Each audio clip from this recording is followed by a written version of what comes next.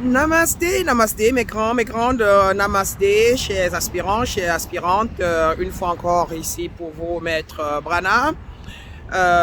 Justement, je suis en train de prendre de l'air, mais je lisais dans les commentaires là et j'ai vu l'un des nôtres qui posait la question de savoir quels sont les états de conscience. Et surtout particulièrement, voulait savoir pourquoi d'autres personnes ont les consciences basses et les autres ont les consciences hautes. Donc j'ai pris un petit temps, là je suis au bord de l'eau, je prenais un peu de temps pour moi et j'ai pris un petit temps pour répondre à cette question. Alors, il y a 4 grands niveaux de conscience. Et pourquoi vous devez le savoir? Vous devez le savoir pour pouvoir vous-même mesurer votre état vibratoire, pour pouvoir vous-même connaître où vous vous situez et savoir ce que vous avez encore à faire comme travail de transformation, d'accord, pour pouvoir vous élever et ainsi pouvoir créer des choses de nature à pouvoir être ce que vous voulez, ce que vous désirez. Alors donc, il y a donc le premier état de conscience chez l'homme, l'être humain en général, est ce que nous appelons l'inconscient inconscient, c'est-à-dire qu'un ignorant total. D'accord? Un inconscient inconscient, c'est quelqu'un qui ne sait pas pourquoi il est sur la terre, il n'a pas conscience qu'en lui, il y a le pouvoir divin. Il n'a pas conscience qu'il est le créateur de sa réalité. Il n'a pas conscience qu'il est en fait le tout. Totalement. Et donc, il est un suiveur et nous disons donc qu'il est voilé. Le deuxième état de conscience, c'est ce qu'on appelle l'inconscient conscient. Ça veut dire que c'est un ignorant, mais il connaît déjà qu'il est ignorant. Et il veut absolument savoir, il veut connaître et il est en train de chercher. Il est en train de se battre à chercher la connaissance. Il est dans les groupes spirituels, il essaye de découvrir, etc. On parle donc d'un inconscient conscient. La troisième catégorie, c'est ce qu'on appelle donc inconscient.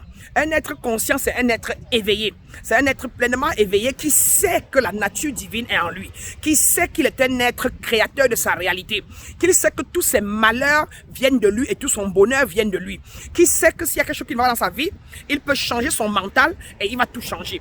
Il sait qu'il crée sa réalité avec ses pensées. D'accord? C'est un être qui manifeste ce qu'il veut quand il veut. C'est un être qui change tout autour de lui et qui part pour ce qu'il veut quand il veut. Et cet être-là, ils sont donc nombreux comme ça, des êtres éveillés, surtout, comment dirais-je encore, dans le monde de la spiritualité, comme vous aimez souvent qualifier, à savoir les maçons, les francs-maçons, les rosicruciens, des traditionalistes et que sais-je encore, qui savent que le pouvoir est en eux et généralement créent leur réalité, même s'ils peuvent créer la réalité de manière négative ou positive, mais au moins ils savent que avec le pouvoir de leur pensée, de leur parole, etc., ils peuvent créer ce qu'ils veulent.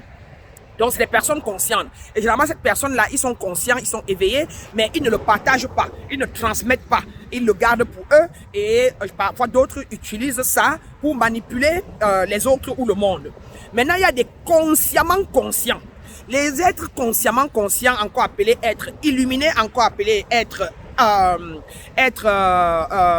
illuminés, être les maîtres, ce sont ces personnes qui, après leur éveil total, se sont donnés pour devoir de pouvoir transmettre la connaissance qu'ils ont et ils ont donc eu la grâce d'avoir ce que nous appelons l'ouverture de leur crâne chakra, de leur chakra de la couronne et ils ont transfiguré plus ou moins, à savoir ils ont transcendé la chair et donc ils sont complètement détachés du matériel ou du monde physique et donc leur travail et la seule raison pour laquelle ils restent dans la chair, c'est pour pouvoir amener les autres, aider les autres à s'éveiller.